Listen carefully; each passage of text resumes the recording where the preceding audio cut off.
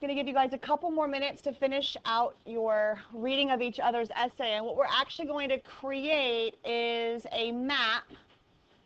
You may or may not have seen this before, but a comparative, I probably need to make these circles bigger. A comparative double bubble map. And we're going to have z distributions or normal. If that's should I use z or the word normal? Does it matter to you guys? Z in the circle. So these are the z distributions, and this is the t distributions. Anything that is specific to only a z or a t, you're going to write it in here. If they share it, if it's a commonality, you will go ahead and write it in here. Okay? So I will write that they have similar shapes. Are we okay with that? They're both, well, maybe we'll even be more specific.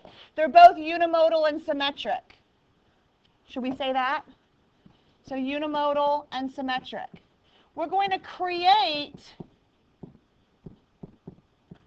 kind of a compare and a contrast about the two distributions, okay? What's alike, what's different. So I'm going to ask each partner to come up with at least one common thing and one different thing, or one thing that they share and one thing that is different. So you're going to be filling in either something inside each circle or one of the circles, and then something that's in common.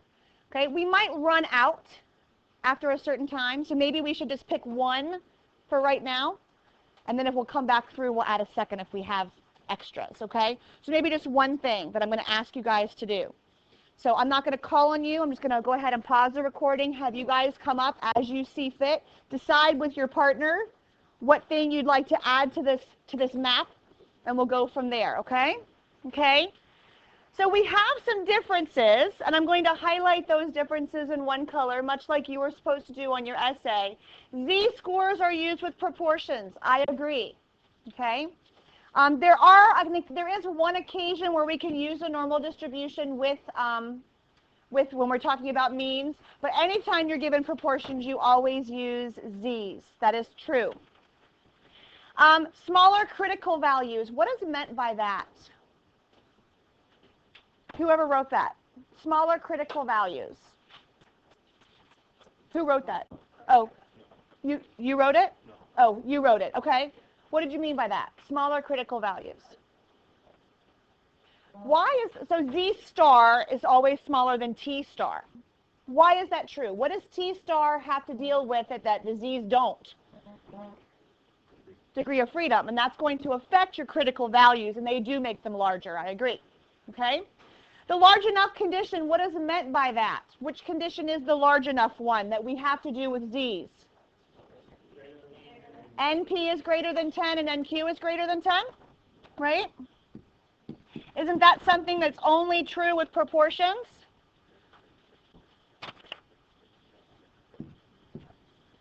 Right? You leaving? You have another one.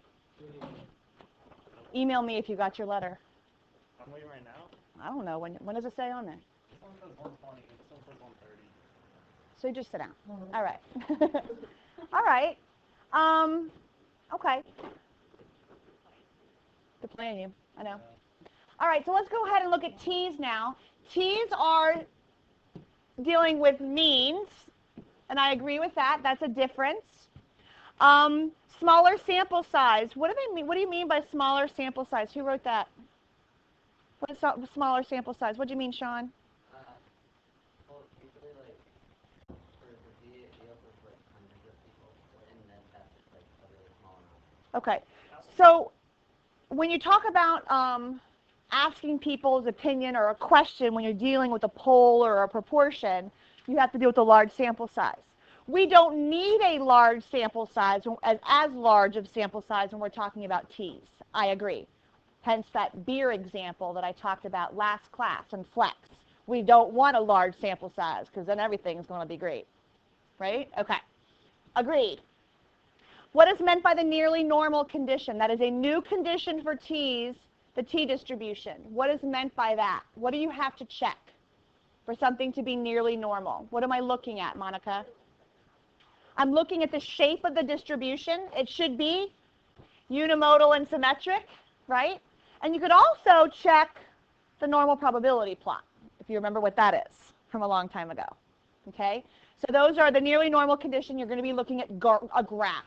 And you'll be looking at the histograms or normal probability plot to do that.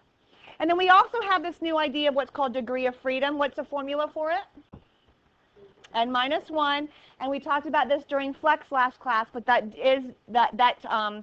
tells us which t-distribution we're looking at, right? All right, so what are some common things that are true? Let's pick a different color maybe. Let's see if we can use pink. Will it let me use pink? I don't know. Oh, it does. Look at that, pretty. So they're both unimodal and symmetric. Bell curve, same thing as unimodal and symmetric. Yes? Can I ask you a question about the degree? Sure, go ahead. The definition in the book was kind of confusing, so what's like the most basic definition possible? The degree of freedom is the formula is just 1 minus the sample size. That's how you find the degree of freedom. It is used to pick out which T star critical value that we're going to use for. Because the critical value is dependent on the degree of freedom. Does that answer your question? Okay. Yes? Yeah, the chart? Mm-hmm. No, I'm going to show you how to use a calculator today. Okay? You'll plug in, because the sample size is always, the degree of freedom is always 1 less than the sample size. So the calculator has it programmed in. If you tell it the sample size, it will know what degree of freedom to use. Okay? And there's actually a crazy formula in your textbook for degree of freedom. I don't know if you guys saw that. Zachary, you have your book open. Will you look in chapter 23 and find the degree of freedom formula? It's some crazy formula. You'll see it. Tell me what page it's on. But we're going to just use N-1 as the best estimate for it. Interval randomization and temp. So, okay, ability to find confidence intervals. They are both used to find confidence intervals. And they both share those two conditions. It's the third one that's different, depending on whether we're talking about T's or Z's. So this is a good kind of, anything else that you guys have written in your essays that you read that maybe wasn't listed up here that we should add? 523. Let me see if I have it here. Can I borrow someone's book? Nathan, can I borrow your book since you have it open? 523. Let's see. No, that's not it. Hang on. No. Okay, give me 1 second.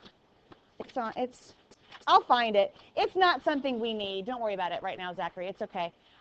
It's just, don't worry about it right now. It's some nasty thing that I'm never, ever going to ask you to do. But what do you want to add?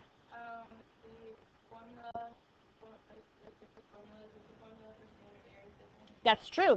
And you absolutely should know the difference between these. There are different standard deviation formulas.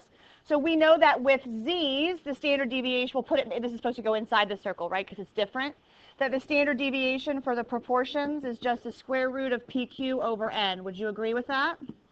Okay, so that's true. When we talk about T's, the standard deviation of the means is the standard deviation divided by the square root of the sample size, right? Square root of N. And how often do we know the population standard deviation? Almost never. So we're going to usually use standard error here. It would be S divided by the square root of N. But yes, definitely something we would add as a difference. They're not the same. Okay? Anything else you want to add? Looking at your essays. There's a lot of similarities, but there are a lot of differences. Go ahead and go back to your original seat if you want. I have something I'm going to pass out to you that talks about all the different kinds of tests. So let me pass this out. Go ahead and move back to your seat. I tried to kind of summarize all the different tests that we're going to do for the rest of the year. Okay? So far, the only one that we've done, if you go ahead and look at it where it's stapled on the right-hand side, we don't know any of the ones on the front quite yet. We will in a few minutes. Okay? We'll go ahead and turn to the back of that first page. We have done both 1 proportion and 2 proportion tests. The 1 proportion Z interval, the 1 proportion Z test, and the 2 proportion. Do you see that? So what I've done for you is I've tried to write the formulas that would be used. Sammy, stop. And the conditions. Okay? I'm kind of trying to put everything in one place. So if you want to kind of maybe either highlight like Deja's doing or put a check by the ones we've done so far, these two we've done so far. The one proportion and the two proportion. Both the confidence interval and the hypothesis test, or significance test. I guess it's written on here that way. Yes. Okay, thank you. This is coming from a different textbook, and the different textbook with two proportions says greater than 5. We've always done greater than 10. So you might want to change that as greater than 10. That's a different book. And again, depending on which book you look for, there's a little bit of nuances. Okay? What, baby? The third one. No, we haven't done a third one yet. We haven't done more than two proportions. That's a chi-squared. We haven't done chi-squared yet. So the only ones we've done is one proportion and two proportion. That's it. Okay? But we are going to do all of these tests at some point. Okay? We're going to get there. So this is something you want to keep with you. Don't lose it. Good point. Okay? Don't lose it. Yeah, why don't you put it in your with your formula sheet in that page protector? Great idea. So it's there and you never lose it and it's always there. That's fine. Now, will I let you use it on a test? No. Okay? But is it a good study reference? Yes. Okay? So it's not something you could pull out and use on your next test or quiz, but so I will make sure that during the test or quiz you pull it out. Okay? You don't have it. Only formula sheet. But I thought at least it was a good summary of everything together. Okay? Now, if you look at the very back page of this, these are the tests on the names of the tests that you use on the calculator. I tried to create those names and when they use them. This, to me, the one that's just kind of a typed list, this is okay. But honestly, when we're looking at the tests on the calculator, if we pick a test and we don't have the information it asks for us, then we know we've picked the wrong one. So we really, the calculator is pretty friendly to use because we will have what it asks for if we're using the right tests. We won't have it if we're using the wrong one. Okay? It's that easy, really. All right. So this is just for your benefit. Kind of keep it out because we are going to look at the one mean, okay? And we're going to look at the standard deviation known, which is the first option here, okay? Notice that we're going to be using, I'm sorry, wrong one. We're going to use the not known, which is the t-test. Notice if you look at the first one, if I do know this population standard deviation, which test does it actually say to use? Z or T? It actually says to use Z, doesn't it?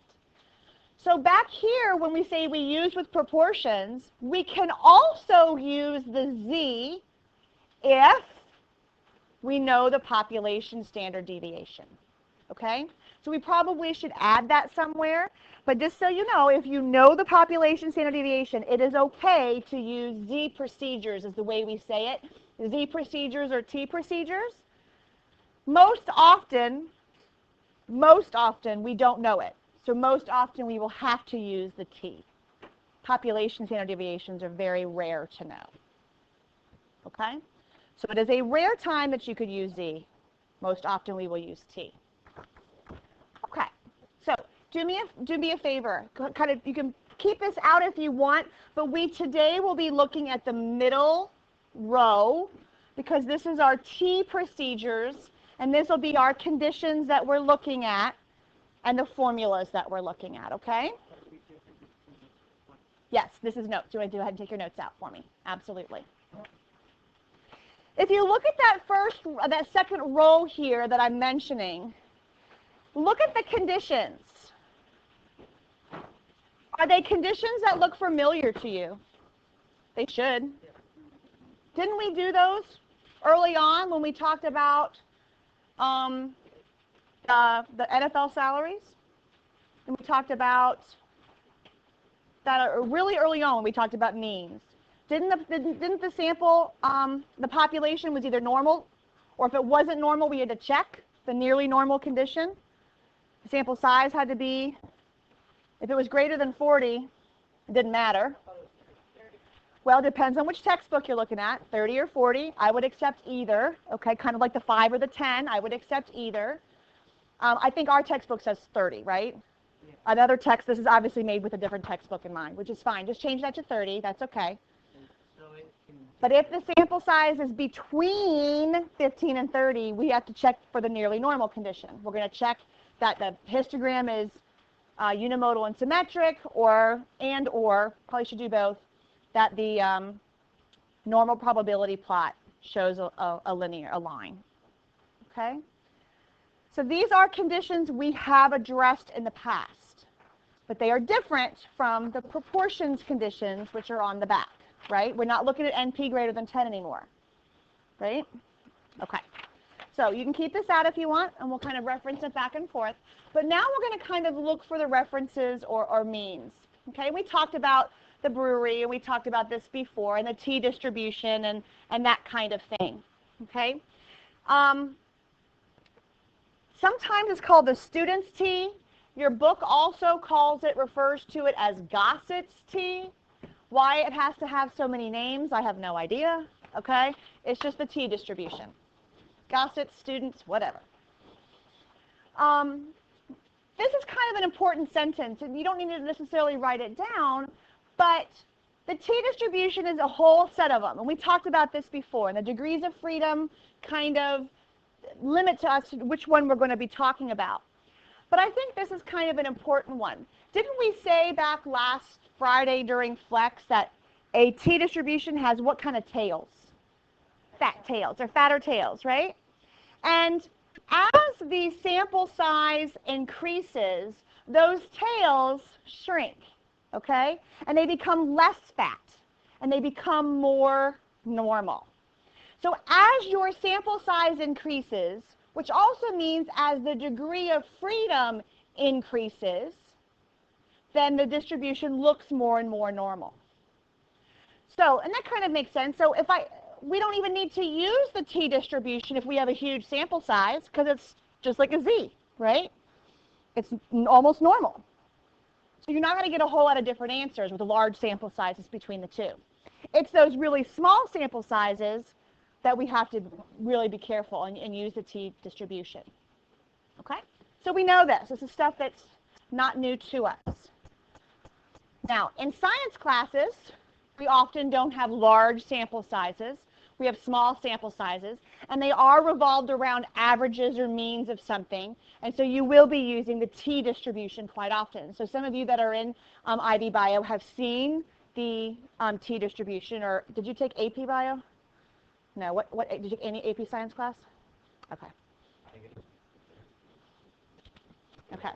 Anyway, I'm curious as to what the AP side does. I'm assuming they use the T's as well, but you did as well? Okay, wasn't sure. All right, so test statistic. Here's a formula. I'm not sure if that formula is on your formula sheet, is it? Oh, it is. Look at that. Right there in the middle. Okay? Your test statistic formula is here. Is it on your formula sheet, though? The one that you're allowed to use for your exam? I don't think so. The Z is, but the T is not. So let's make sure, based on the formula sheet you're allowed to use on your exam, where this is coming from. Well, doesn't it look familiar? Isn't it the same thing as a Z-score? Isn't it your statistic minus your parameter divided by your standard error? I mean, it's the same thing. That test statistic is the same every time, whether we're talking about Z's or T's. It's just that we have a standard error formula. And again, why is it standard error, not standard deviation? If we knew the standard deviation, would we be using T to begin with? Wouldn't we be using Z anyway? So we're always going to be dealing with standard error with T procedures. Okay? Doing okay so far? All right. So again, I think this picture has really come straight from your book if you read it. Okay? And we have here that the normal distribution is the dotted line, and a T model with only 2 degrees of freedom. you will see that the tails are fatter, right? These tails down here are wider with the Z procedures as opposed, I'm sorry, the T procedures. And that as your degree of freedom changes, that solid line will become the dotted line. Okay? So we have some discrepancies here. Okay? As long as you understand this, if you have an infinite degree of freedom, it's exactly the normal curve. So the larger your degree of freedom, the more closely it gets to a normal. As long as you know that, that's all I care about. Okay? So let's look at something where we're going to actually do this. Hang on. Let's actually do a problem. Here we go. All right. So let's look at this one. From here on out, you're going to have to ask yourself a series of questions every time you see a problem. Am I dealing with means or am I dealing with proportions? Because we're dealing with means more often, we're starting this whole, more often than not, every problem we come up with will be means. But I might throw a proportion one in there just to kind of make sure to keep you on your toes. Okay? So I do want you to make sure you're asking yourself that question. Is this T procedures or is it Z procedures? There's kind of a branch in the road right now. Okay? It's one or the other. We know what it looks like when we're dealing with proportions. Now what's it going to look like when we're dealing with means? Okay? So let's look at this problem. I live on, not a main road, but it's not Trip Hammer, by the way. I don't care if y'all know where I live. Roseberry, it's fine. I live on the main drag in my neighborhood. And when my kids were very little, I would get very angry and jump out in the middle of the road and yell at people because they're going too fast. I'm afraid they're going to kill my kid, right? So let's say that you're interested in figuring out really how fast are people going on your 25-mile-an-hour posted speed limit road. Now I got teenagers driving in my no. Anyway, so let's look at this. Okay. If we want to find a confidence interval for the average speed, why would a confidence interval be a good thing to find? What does a confidence interval do that a hypothesis test does not? It gives you a range of values.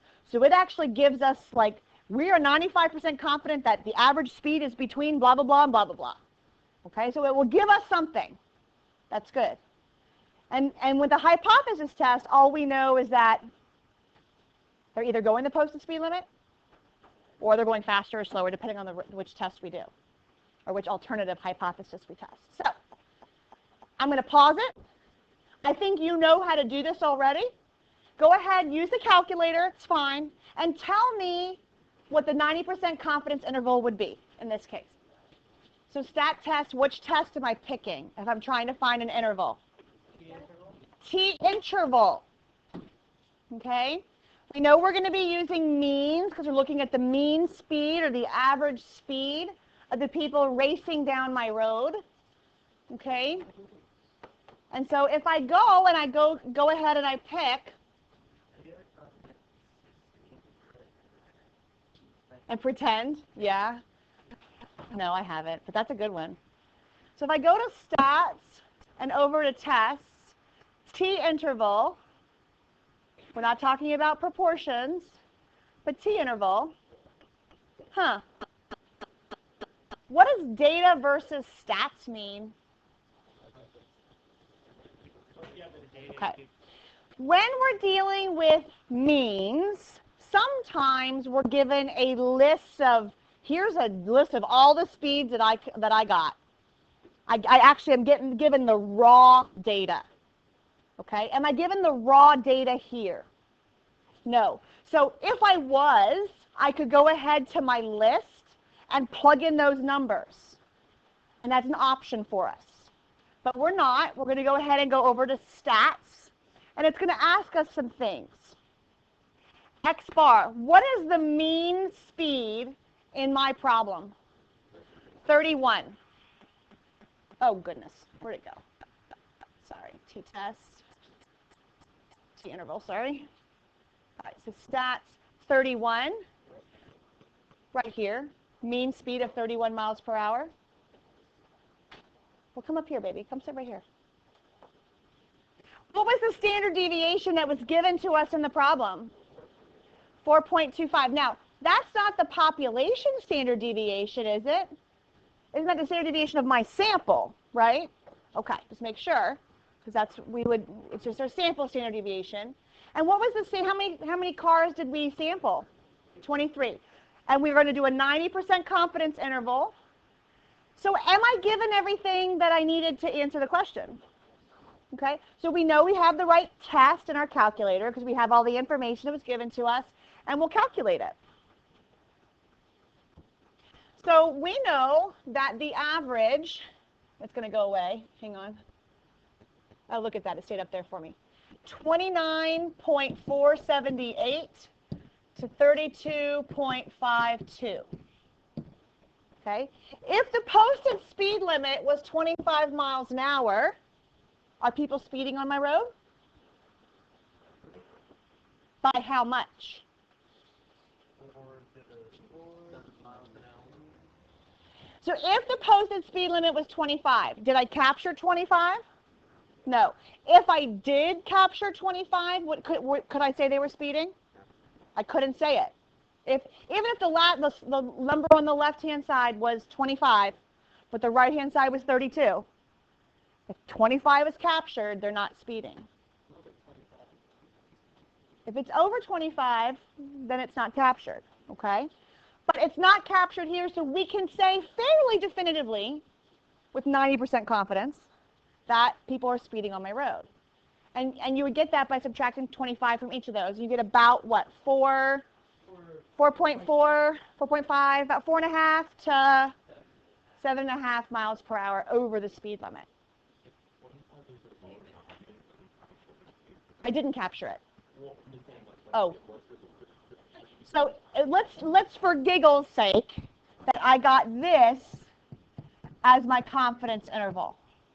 If the posted speed limit was 25 miles an hour, I don't have evidence to say that anyone's speeding because I captured the claim. Okay? But I didn't capture 24 or 25, so I know they're speeding. Oh, you mean if this was 25? If it's exactly 25, we did capture it because it does include the endpoints. But that's so not going to happen. In theory, I agree, yes. But that's not the notation we use in this case. I see what you're saying. I know. Yes, I agree. It's kind of uncomfortable. But it's so very rarely ever, it's always going to be a decimal. Always. Should I say always? Yeah, well. I'm 99% confident that it will be. Okay? All right, so we know how to do it. Good. How would we have done a hypothesis test with the same information? Okay? So let's actually calculate what we know here by hand. We know what the calculator is going to tell us. How would we do it by hand? Let's do the confidence interval first, and then we'll work backwards and we'll do the actual hypothesis test. Okay? So what was n in our case? 23. What was x bar? The mean was 31 exactly, right? The standard deviation was 4.25. And the degree of freedom is, we do know, it's 22. Because it's 1 less than the sample size, right? And minus 1. All right. The test statistic, it says we have to use the table to find your t-star. Okay.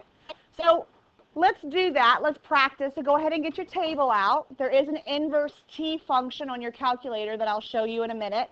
But go ahead and open your table to the back, kind of like we did. If you need to borrow a book, go ahead and do that if you need to. And let's find 90% confidence with a degree of freedom of 22. Let's see if you can find that. Did you figure it out already? So 90%, that's right, and good. I agree. Look for your T table in the back. What page was that on, Daniel? A80. Right to the, yeah. And you're looking in your table for the column of 22 degrees of freedom, and it was a 90% confidence interval. So you should see 90% across the bottom. I believe our Z star was 1.717. Is that right? Okay, so that should, so if you were to use a table, that's how you would do it. Let's see if we couldn't get that same test statistic by using the same way we did it before. Want to try?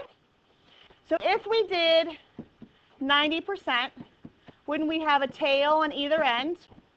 They're symmetric just like the normal distributions.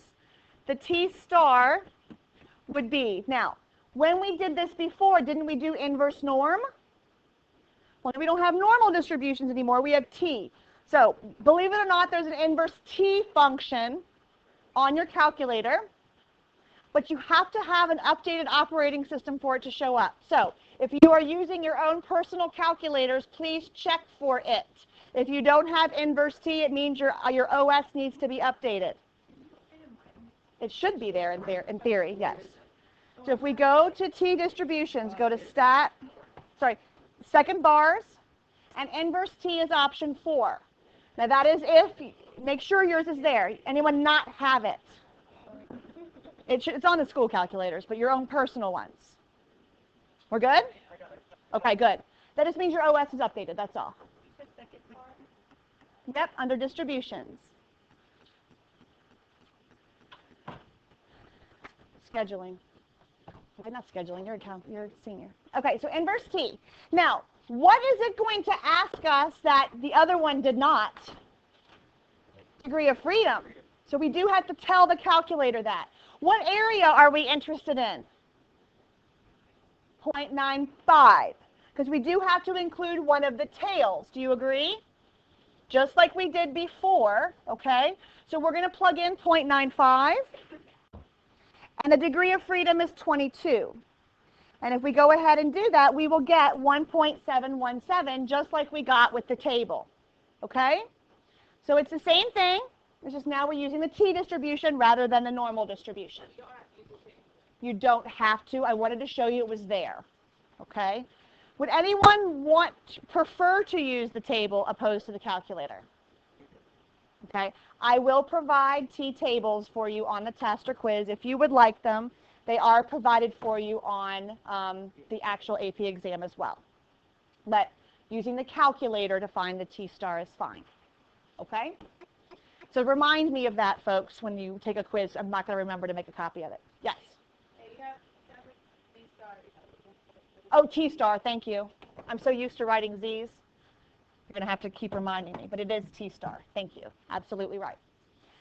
So let's go ahead and put our information together to write the confidence interval that we know we should have.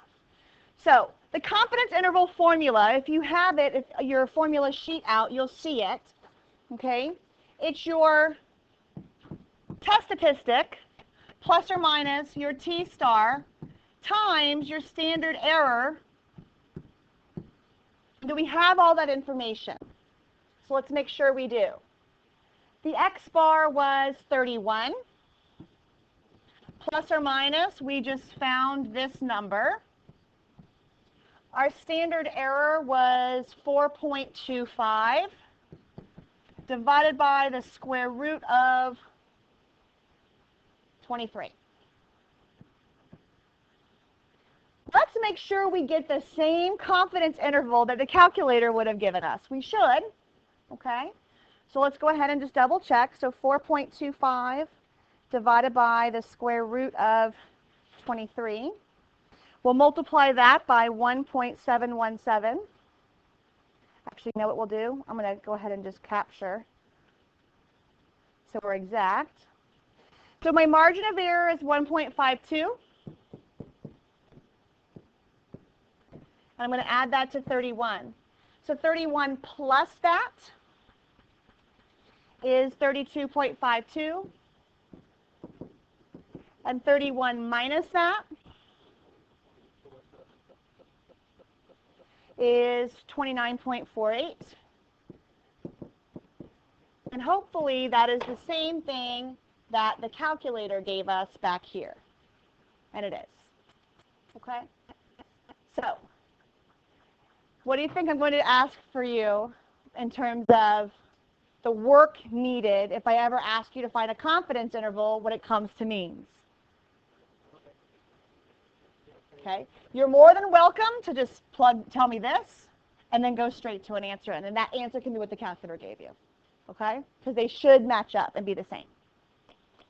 It's the T star that's specific to the sample size because of the degrees of freedom. That's the only really different thing. Okay? Any questions so far? All right, let's do a hypothesis test now. Let's make sure we understand the procedures and what we need to check for and what's different about this one. Okay? So, here's the raw data that I'm going to give you. Okay? And I want to actually do well, remember how I said you could plug these into your lists if you wanted to? That's fine. We're not going to do that. Let's do the hypothesis test, though. Okay? So it says here the posted speed limit is 30 miles an hour. Fine. If the posted speed limit's 30 miles an hour, did our confidence interval capture it? So based on our confidence interval, do we have a beef with the people driving down my road? No, not according to that. Let's prove it with the hypothesis test. Okay? What would my null hypothesis be? Not P, because we're talking about means now. Mu is the parameter for means. So when we're talking about means, we're going to say mu equals, okay, that's the mean for the population. So mu would equal what? 30. And the context would be the average speed of people driving down this road is 30 miles an hour.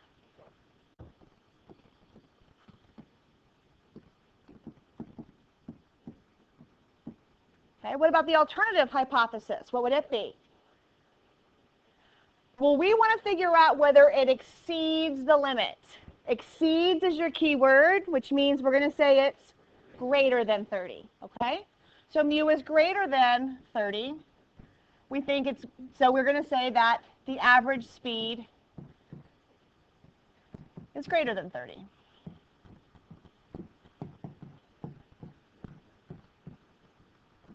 All right.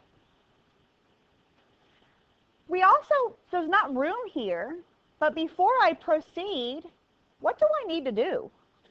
Check the condition. So let's do that, okay? I'm going to do it on a separate sheet of paper because I really should have done that here, and I didn't. So let's check our conditions. So looking at the conditions, we should have 3. And what's the first one going to be? An SRS or representative sample. And I'm not sure it said either. Did it? Did it, you know? And the textbook said what? It did? Okay, in this particular example. So we will go ahead and say that our sample is representative.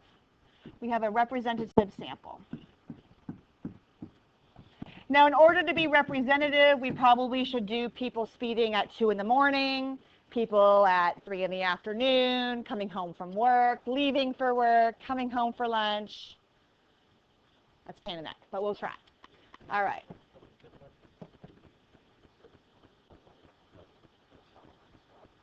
Did it say that in the book? Okay. A true representative sample should be a little bit of everything. All right, second condition is what? What's greater than 10? 10 what? Be specific. What was our sample size? Huh? 23 cars, right? So we're going to use that number. So 23 cars is less than 10% of what? All cars driving on this road.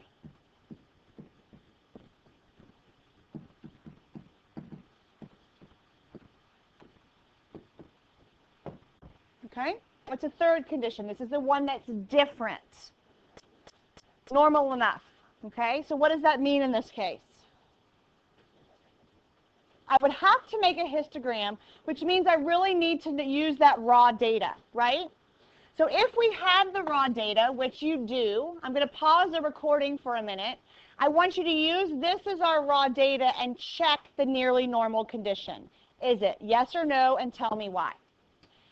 So what I mean is, if you want to go ahead and type 29 4 times, and 31 3 times, and 34 5 times, you can do that. If you prefer to use list 1 as the speed and list 2 as the frequency, you can do that too. Do you remember how we did that a long time ago? So it's either choice, doesn't matter to me.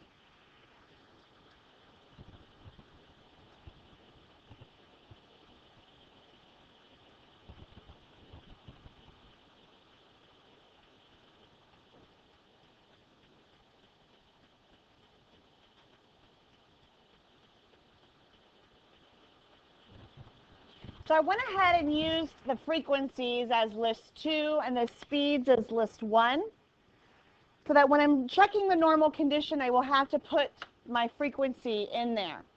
So where do I go to check to see whether or not the data is nearly normal? I have to do one of two things. Monica suggested a histogram. How do I do that? Go to stat plot, okay. So if I go to stat plot, oh goodness, I'm drawing highlighter things on it now. Okay, let's try again. Go ahead and go away. There we go. All right, so I go to stat plot. I'm going to turn my plot on. I'm going to go to the histogram option. Okay. I did use a frequency, so I'm going to put frequency as my list 2. That's just how I opted to enter the data in my calculator. And then I would zoom what? Zoom 9. Zoom stat. Is it 9 or 8? Oh, it is? Okay. I'm not sure what I just did. We'll go ahead and go to zoom stat. And you're right, it is zoom 9. What do you think about that graph? Is it unimodal? Is it relatively symmetric? Isn't the histogram on this calculator kind of almost not the best option sometimes because it doesn't really show up really great? So what's a different, so I would approximate this, draw that in your condition, sketch the histogram, and what else could I do? Normal probability plot. Remember how to do that? If I go back to my stat plot, the normal probability plot is the last one. This one right here, right? The problem with this normal probability plot is it doesn't let me do a frequency, does it? So I don't think it's going to show up the first frequencies over and over again.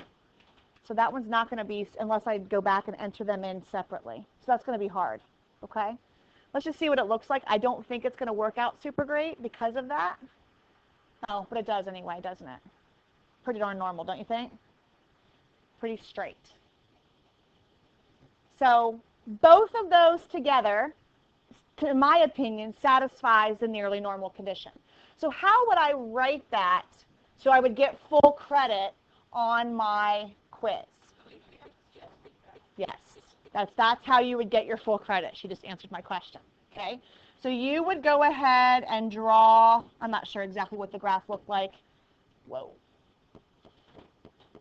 I meant to do that. I think that's probably a good idea. So I would do this, and I would do that. So but not only say draw them, but do me this favor. Say the histogram, because that's what that graph is. Tell me what kind of plot you drew. The histogram is unimodal and relatively symmetric.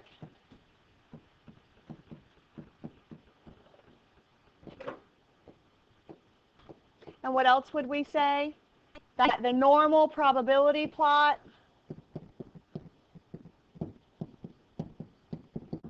is linear. Based on both of that information, therefore, the nearly normal condition is met.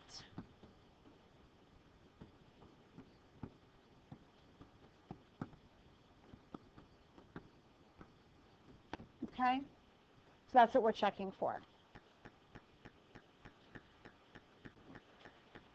So any questions on what I'm asking you to do here? Again, we're not doing NP is greater than 10, NQ is greater than 10, because I don't need to. We're not dealing with proportions. Right, Hunter? Uh-huh. Squinting, huh? Liar, liar, your pants are on fire. My mixed tape is on fire too. What is that? That's a new one. Someone threw that on me the other day. I'm like, okay. Mixed tapes from like 1982. I don't get what y'all are talking about. But that's all right. Mixed tapes, like back in the, I like made a tape. Y'all don't do that. Oh, you don't. You make it on your iPod. You make a playlist. Totally different. Yeah, that is true. Actually, my brother still does that. I used to tape things off the radio, y'all. I'm old. Seriously? Okay, seriously. All right, here we go. We've checked our conditions. We can proceed. What's the standard error formula? How do I find it? The standard deviation, which we found to be what here? 4.25. So it's going to be 4.25 divided by the square root of 23. We found that already. I'm not sure what that number is. Tell me what it is approximately. What'd you get, Brian? Oh, I thought you were talking to me. Yeah.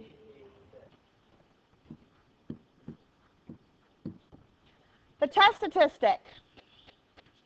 Not T star, not my critical T, but the actual T value. The test statistic is the mean, which we found to be 31, minus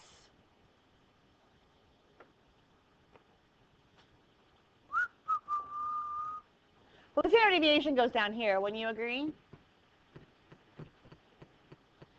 Minus the claim. What's the claim? 30 miles an hour. So 1 divided by that number. I know it's low.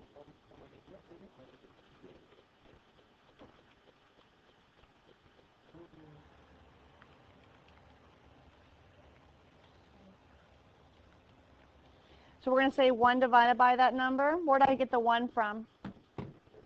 Because 31 minus 30, right? So 1.13 is approximately the test statistic. Okay. So let's go ahead and fill in. Stephanie, first question.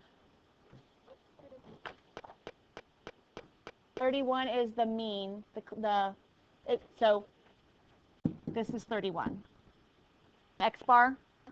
It's my sample mean. What I actually calculated with my hairdryer, getting the average speeds. Okay. All right. So every time I have you do a hypothesis test, I'm asking you to draw the distribution. And I did take off points on your last test that I graded if you didn't draw and shade correctly. It was worth 2 points on your FRQ portion of your test. So what goes in the middle? 30, the claim, goes in the middle. 31 is here. We're looking for, according to my alternative hypothesis, for it to be greater than that. So we're going to shade to the right. So I'm going to be using, how did I find the p-value before? Before I used what? Normal CDF. Guess what there is? There's a t-CDF. Okay? So go ahead and find it on your calculator. Figure out where that is. It should be in the distributions portion. Okay, so if I go to second vars, I got to turn it on first, sorry. Second vars, TCDF. Now, here's the problem. My calculator has an older OS. Notice it doesn't give me questions. Hopefully the newer calculators with the newer operating system will ask you a lower upper and the degree of freedom. So the lower bound for our picture was 31.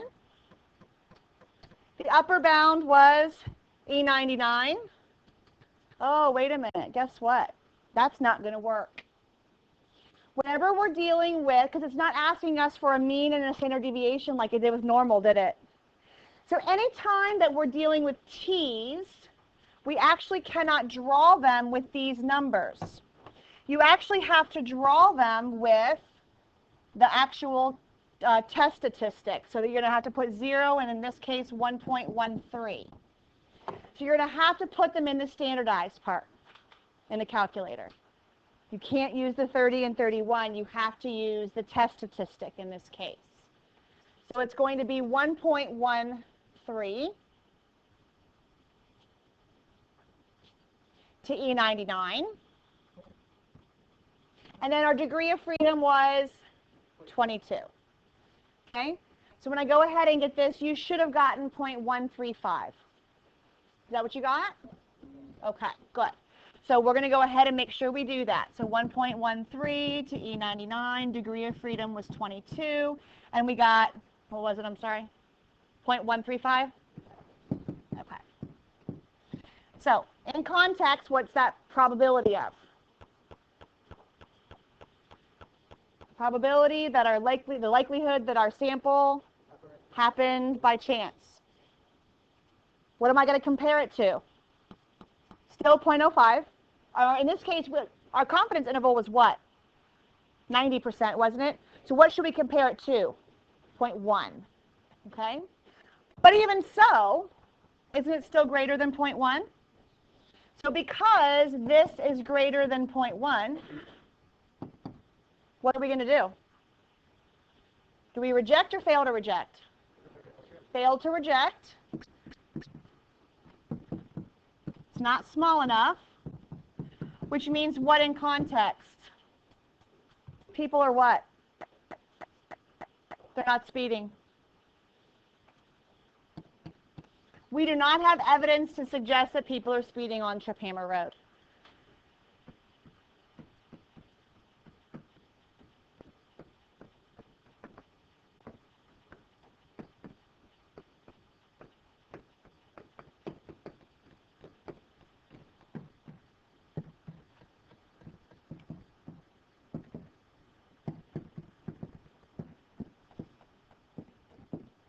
And isn't that kind of consistent with the confidence interval we found too?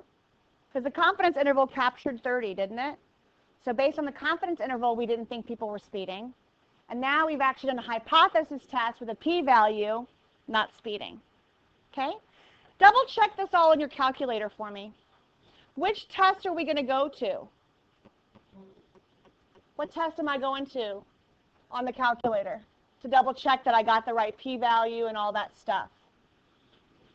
Stat what? Which test? It's not proportions. It's just a t-test. Okay? Let's just scroll through them all. Okay? There's only one sample. So really the only one we're looking at here is just a regular old t-test. Okay? One sample t-test. If they had one sample, we'd choose it, but they don't. So it's just one sample t-test. Don't I have the data listed? Didn't we plug the data in already? So based on that, I'm going to go ahead and say that we have the data. The claim was 30 miles an hour, right? We have list 1. Our frequency was list 2. And we want our null hypothesis. We're looking at a greater than for our alternative. Make sure that those make sense to you on how I plug the information in. I could have just as easily in my input gone to statistics and just plugged in the numbers. That would have been okay too. But because I had the raw data already stored in my calculator, I'll do that as well. Question? So, like, on here, do we just pay attention more to, like, the less than or greater than sign? 'Cause Yes. I was about to do that. Yeah, the not equals is an option. You have three choices. It's like open to, like, the view. That's why I was like, put it the other way. Oh, but that's mu not. That just means the claim. Like, where it's blinking at the bottom. Yeah. Same thing. You want it to be greater than. Isn't that what we were thinking of? Oh, I see. The way it's written is backwards. Yeah. So it's. So just don't just pay attention to, like, the actual. Hang on. Why don't we draw it? Let's see what happens. Okay. So if we draw it, the drawing should match our drawing, right? So let's see if it does. So here's our drawing, our t distribution. And it is shaded the right way. So that's a way for you to check to make sure that you had it picked right. Right, Kyle? That's a good point. But I see what you mean, that it's written kind of backwards from the way we write all alternative hypothesis, right? True. Brian? The menu before I did that. So if I went to stats, test, it was just a t-test. So that's the option. Yeah, that's fine. That's just the way that I entered the data into my calculator, okay? So let's go ahead. We drew it. We made sure we had the right one picked. We did. And we'll calculate. Let's make sure we had the right t. Did we have the right t? The p-value, is that exactly the same? Not exactly. Okay, we got a little different. Why do you think that might be? Well, did we get 1.178? I got 1.13. Did we do something wrong? Did I write the wrong number? Was it 1.17? I got 1.13 here. I'm just off a little bit. Is that okay? Maybe, I'm not sure. I'm just wondering. So for the t, obviously, the first number in the numerator is going to be the mean, right? Yes. So isn't it? You mean here? No. Like it's Up here? Oh, did I have it backwards? okay. I thought I saw that, but I was just sorry. No. So I had it right. So remember the formula for t is your statistic, what you found using your gun or whatever, minus the parameter divided by the standard deviation, right? So I have it in the right order, I believe. Okay? But it's always good to double check that. So we're off a little bit, but close, right? So sometimes the calculator, and I'll tell you why it's off. And it has to do with the degree of freedom. Okay? The calculator uses some kind of crazy formula for the degree of freedom. This n minus 1 is an estimate of what the degree of freedom is. But your calculator, if we go back to what the calculator said the degree of freedom was, it won't be 22. Let me show you. Where did my calculator go? Doom. You kind of, oh, it doesn't even tell you what they used. Okay, that's a shame. But when we get to the chi-square, you'll see that sometimes the calculator will tell you what degree of freedom it uses, and it's not always the n minus 1. Okay, that's just a kind of an estimate of a safe estimate of what we'll use, but the calculator has a different way to calculate the degree of freedom. Yes, and I'm never going to ask you to do that. On the AP exam, what do we like? Either or would be acceptable. Okay, I'm serious. So like if we have the work and like our answer like Yes. relates with that work. Yes. Yes. Yeah, if you have everything, even though the calculator is off by a few of what we got, they don't really care. They want you to prove to them that you know what you're doing, and you did here, so you would get full credit. Speaking of, next class we're going to, or at least maybe Friday we're going to do it, we're going to be looking at some released questions and FRQs dealing with inference, and we're going to be grading them and see how well we're going to come up with our own answers and start looking at how they grade AP questions and what kind of things are necessary for you to include in your answers, and look at the grading rubrics and things like that. So we'll do that later on in the week. Okay. The practice AP exam that's coming up at George Mason, how many of you are still willing or are still going to go do that? My daughter's competition got changed, so I am going now. So I have to look back at the date. I believe it was April, what is that? The 25th? Okay. Oh, I didn't realize it was prom day. Boo. Okay. Anyway, remind me after spring break to touch base and talk about that again. Okay, that Saturday. It's in the morning. They're going to provide lunch for all of us and free parking.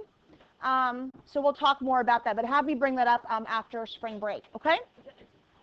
It's a practice exam. It's free.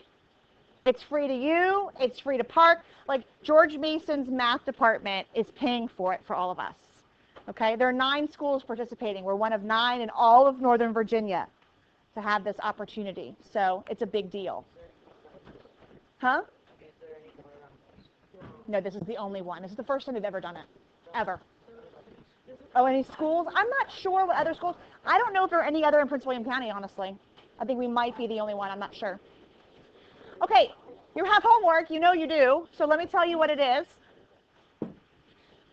All right, so your homework is going to be in chapter 23. I'm going to pick a couple confidence intervals and a couple of hypothesis tests for you to do. So I'm going to have you guys do number 16.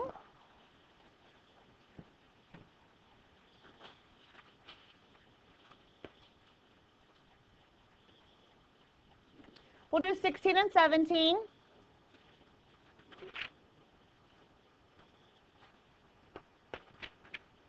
And then we'll do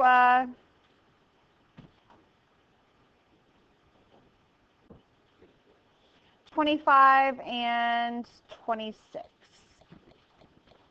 Okay, so 4 problems for homework, not that many. I will tell you that it is likely you will have a quiz or at least a graded assignment on the t-distribution next class. We will obviously go over homework answers first, so just be prepared. I might have you work with a partner. I might have you work independently. I might have you use your notes. So I'm not really sure which of those options I'm going to use, but you will have something graded next class, okay? So I will write optional quiz. I won't say optional. I'll say probable quiz. And I know that Amanda's listening to this and she's freaking out right now, and I want Amanda to relax and she's going to be just fine, okay? So Amanda, chillax. All right.